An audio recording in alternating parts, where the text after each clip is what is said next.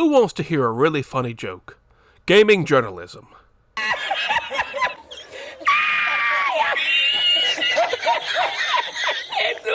I think a lot of people have slowly realized over the years, gaming journalism is in dire straits. Sonic was never good. For some strange reason, journalism, specifically about the gaming industry, seems to have people in it who know next to nothing about video games. Some act like they've never touched a video game in their life, even though that's, their job!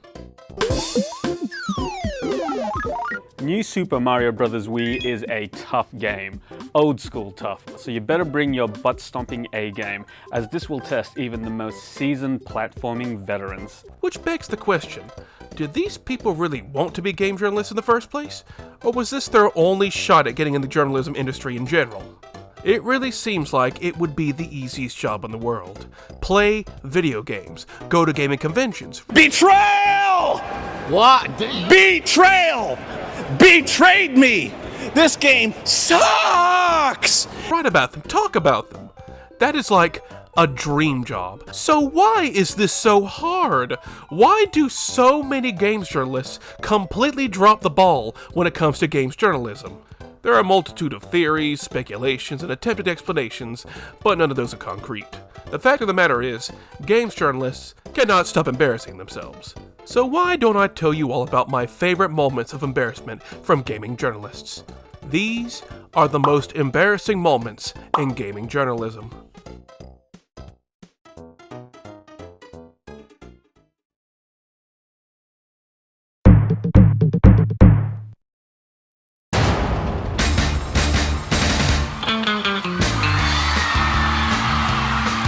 God Hand was a PS2 game released in 2006, published by Capcom and made by Clover Studio. Directed by Shinji Mikami of Resident Evil fame, God Hand is an over-the-top action game, and by over-the-top, I mean...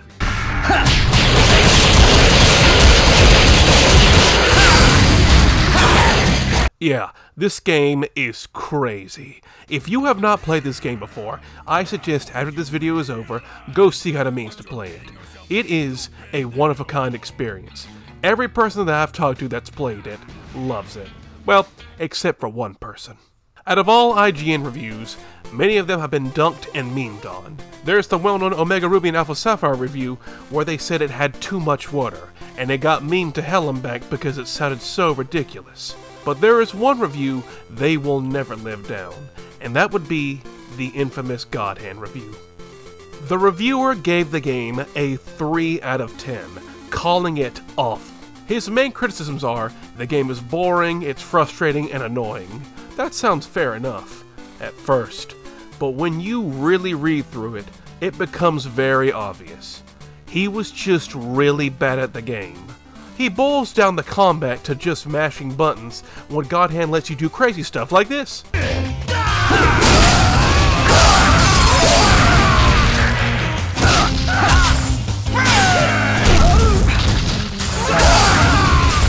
He then complains he had barely any health going from stage to stage, and this made the game incredibly frustrating. When you put 2 and 2 together, you realize this man was most likely mashing buttons throughout the entire game, was getting his ass whooped, and blamed the game when he kept dying. And some of the info is just flat out contradictory. He claims the enemies were bland and generic, while in the very next paragraph talks about demons that will respawn from fallen enemies, which is something I don't think a lot of games do. That wouldn't really qualify as generic, would it? Oh, and by the way, did I mention that God Hand has a boss fight like this in it?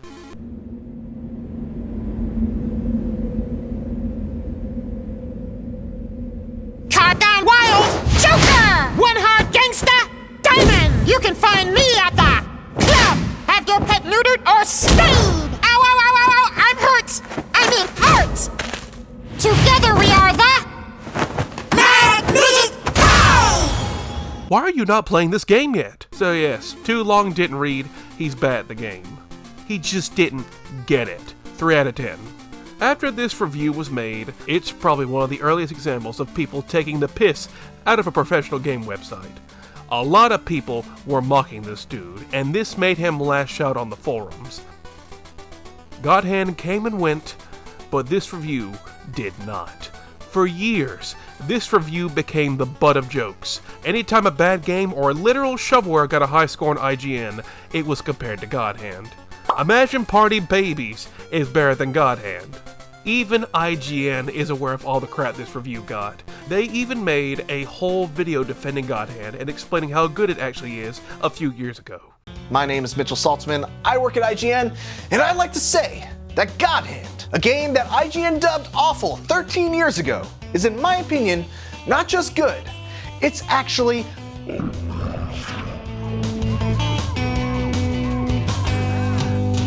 When the website you work for is debunking your review over a decade later, that has got to be pretty embarrassing.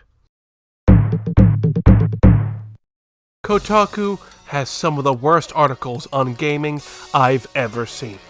They screw up this job more than any other website on this video. There are a slew of articles I could have used for this video.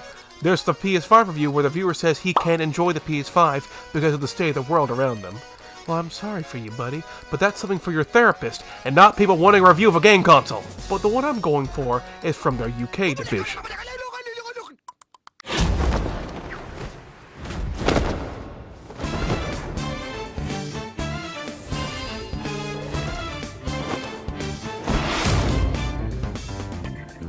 Smash Bros. Ultimate got its first DLC character with Joker from Persona 5, but along with Joker came with a bunch of songs for the Persona series.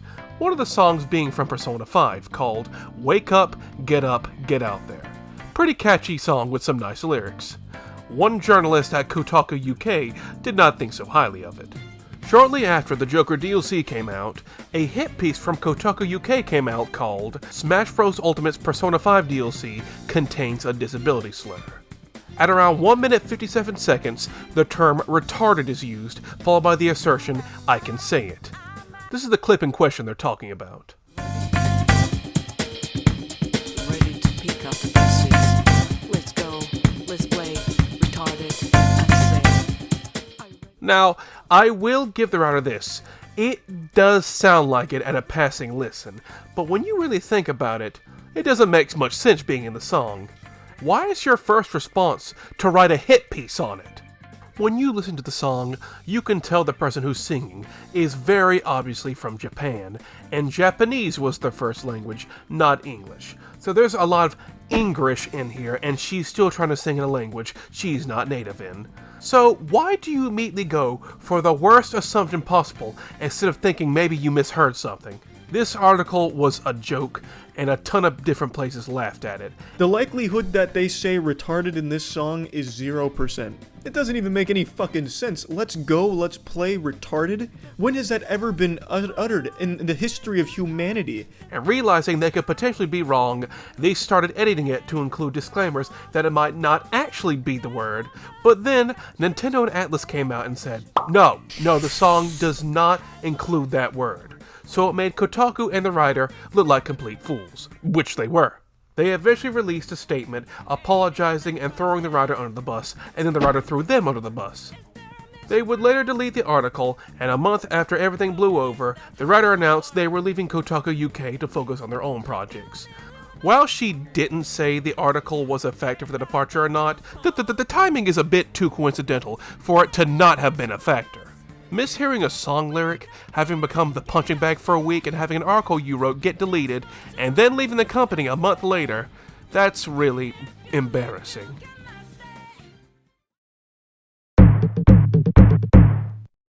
Probably the most infamous thing Polygon has ever done was the Doom 2016 gameplay video, where the guy playing it acts like he has never touched a video game in his life.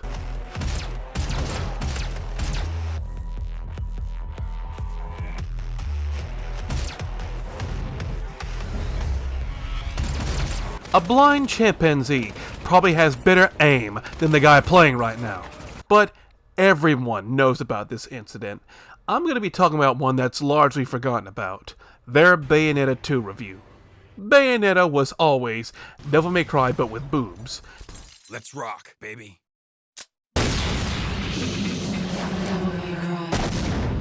That's what the entire series has always been. Hideki Kamiya loves women and the way women look, and he got a character designer who is also a woman to design the character he wanted. So you got an action game with a sexy witch, because that's what Kamiya wanted, and that's what Kamiya got. When it comes to Polygon's review, they spend only a few paragraphs talking about the gameplay itself. It seems mostly positive, and says it does a lot of things better than the original. But that doesn't matter, because 2/3 of it are complaining about the fact the game shows off Bayonetta's assets too much. The game was made by a guy who likes boobs in action. The game is made for guys who like boobs in action, and they have the right to enjoy those if they please. And the entire review is basically trashing the audience this game is intended for. He calls it cheap and pandering.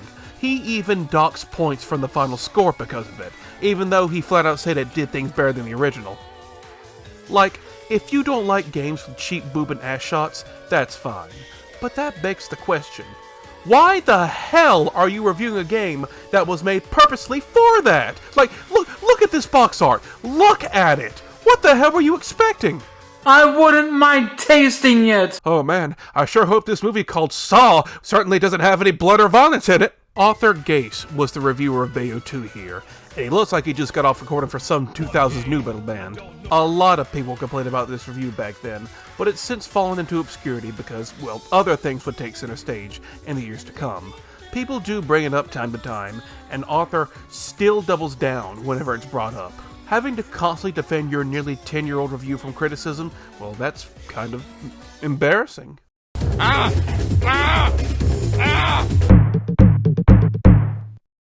The PlayStation Vita was a great handheld system. It was sleek, powerful, had a nice screen, and had a lot of good games.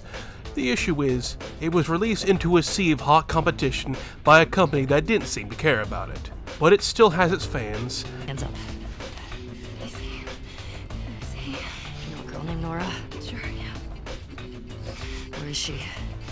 In the hospital. Where in the hospital? Yeah, they're clearing out the upper floors. She's somewhere in there.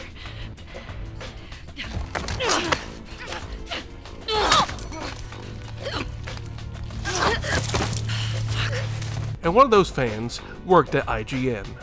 Colin Moriarty is a huge PlayStation fan. No, actually, he's a slobbering PlayStation fanboy. And he, like most fanboys, had a sense of superiority to their competitors. And he was going to express this in a piece he wrote about the PS Vita before it's released. The PlayStation Vita is set to succeed. Now, there's nothing wrong with wanting a console you're a fan of to succeed, but this article is more than that. This entire article is pure fanboyism at its finest. If he just wanted to gush about the Vita, that would have been fine, but of course, he had to compare it to the 3DS. He said the Vita was superior to the 3DS. I mean, hardware-wise, sure, but not just in hardware, in every aspect. The library, the brand itself, and flat out said the Vita was destined to sell more than the 3DS. And let me remind you, this is for a handheld that had not been released yet. He even flat out says the 3DS is of no concern to Sony. Nintendo isn't even competition to them. The real competition is smartphones. But he says that after he spent most of the article saying how the 3DS is lesser to it, calling the 3DS library Nintendo 64 games and worn-out, tired game series. This is one of the most fanboyish, insecure console-warring articles I have ever seen. But as we all know, the PS Vita wasn't set to succeed.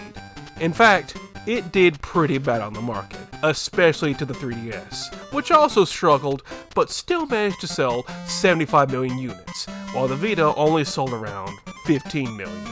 The market spoke, and the Vita wasn't going to beat the 3DS. Sorry, Colin, but as long as Pokemon exists, the Vita didn't stand a chance.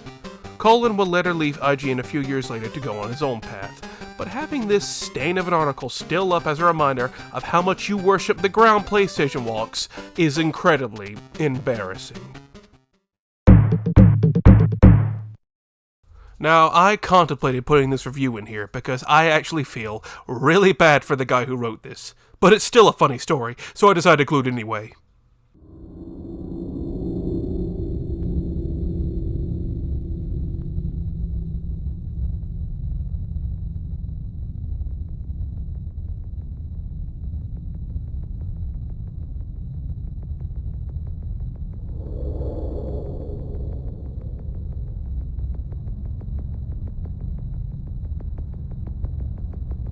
Alien Resurrection was a movie made in 1997 and was the 4th film in the Alien franchise. And honestly, it's a fun popcorn movie, nothing else. But being a late 90s blockbuster film, it of course got a game tie-in that was delayed for years and years until it finally came out in the year 2000. The game got middling scores all across the board and is mostly forgotten these days, seeing as it, well, came 3 years after the movie. There was one review on it, though, that while back then wasn't much, today is pretty funny to look at. The GameSpot review, where the reviewer gave it a 4 out of 10, which sort of makes sense for the middling review score. But what is the reason for the 4 out of 10, you may ask? Well, the reviewer's main criticism was the controls. And what were the controls on this game like? Well, in the reviewer's own words, the game's control setup is its most terrifying element. The left analog stick moves you forward, back, and strafes right and left, while the right analog stick turns you and can be used to look up and down. Too often, you'll turn to face a foe and find that your weapon is aimed at the floor or ceiling, while the alien gleefully hacks away at your midsection. Now, does that sound familiar to you? Well, it should, because that is the control scheme for every single console shooter used to this day. Yes, this game was one of the first games to use the dual analog setup everything uses now. It was a pioneer, and this reviewer hated the game for it. It's funny to laugh at it now, but you have to remember, back in 2000, a controller with 2 analog sticks was still a new thing, and controlling the game with 2 analog sticks was something never really done. Even a few years into the PS2's life, you still had games using the L and R buttons to control the camera. It was too hard to shift away from what people were used to. So, this review was just kind of suffering from growing pains. The way we control games were changing, and this reviewer could not adapt. It's not really his fault, but it kind of is. Trashing a game for its control scheme that would later become the industry standard is something he could have never predicted, but in the end, it's still embarrassing. From the creators of Hitman comes Kane and Lynch. Kane and Lynch Deadman was a game released in 2007, and it was set to be huge. A big, next-gen AAA game that was also a new IP. This game was hyped up quite a bit back in the day. Every place was talking about it and making a huge deal about it. And when the game finally came out, it got middling review scores across the board. It wasn't a game changer, but it was fine. That seemed to be the consensus. GameSpot was one of the websites hyping the game up to hell and back. You could not go anywhere on their site without seeing an advertisement for the game. They were telling you to buy it right there and right now. And when it came time to review the game, Jeff Gertzman on the staff was ready and able, and the score he gave it, 6 out of 10. So yeah, about what every other site was saying about it. But this was a special case, because GameSpot was very obviously taking handouts from the game's publisher, and once they saw Jeff gave the game a fair and honest review, and not a 9 or 10 out of 10 masterpiece buy it now, they threatened to pull their money. This led to GameSpot putting a lot of pressure on Jeff, who stood his ground and refused to back off. This would lead to GameSpot pulling his review and firing him because he wasn't trustworthy enough. Jeff would later go on to form his own game website, Giant Bomb, so he could keep being an honest game reviewer. But this incident is more substantial than you think. This man was fired because he was being honest. He wasn't trying to butter people up or be dishonest with the people who were listening. He flat out told everyone, the game is alright. And he was fired for that.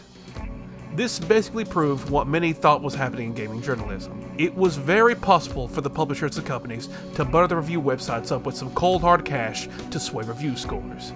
This is exactly what happened. With all the advertising for the game, only to be given an average review score, the reviewer was then fired. That basically put huge doubt on any games journalism website. This can happen to any of them. And making everyone start to doubt games journalism in general is extremely embarrassing. This puts a nice bow on everything. The fact of the matter is, it all comes down to money in the end. Money makes the world go round. Integrity and honesty be damned. Whatever makes me the most green is what matters most. That is what has been the main goal for a long time. In the gaming industry, in the games journalism industry, in any industry. And that probably will be the main goal for as far as the eye can see. Remember, kids, the only opinion you can truly trust is your own, and no one can take that away from you. God bless, like and subscribe, and good night.